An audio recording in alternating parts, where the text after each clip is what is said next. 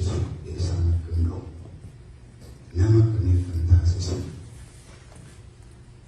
kana yaadan ture. Yeroo mucaan rakkoo gadanii isaatii keessa jiru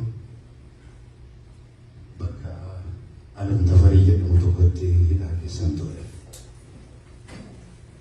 Isheen akkoo mucaa kana dhooftee Prime Minister Sadumaa keessa turte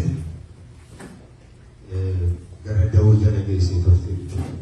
Na dubbisuu gosa damdooloo jiraannaa damdoolootii gara Alam Tafarii dhufa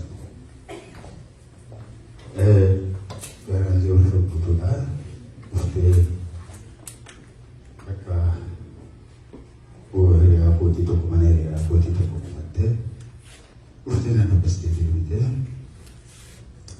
gaafuma sana halkan rakkoon tokko magaalaa sanatti uumame.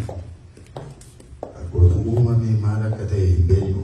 Dhukaasi guddaan ta'ee hidhamtoota na bira jiran hunduma isaanii mana hidhaa sana keessaa dura baasan guyyaa baasan gaafa sana. Hidhamtoota na wajjiniin dura baasanii ana duwwaa hojii keessa ture. Isa yommuu halkan sana dhukaasni guddaan tokko ga'e. Waraana birgeedii tokko oltu ture magaalaa sana keessa. Namni qawwee baatu hundumtuu dhukaasa bane gaafa sana. Waan biyyi lafaa umuudhaan keessa fakkaata ture. So trooman mucaa kanaa dhukkubee mucaa kanaa gaafa sana jalqabe. Rakkoon kun gaafa sana jalqabe jechuudha. Hanumaan baatee eegaa dhalateen booda immoo mucaan kun sosodaata.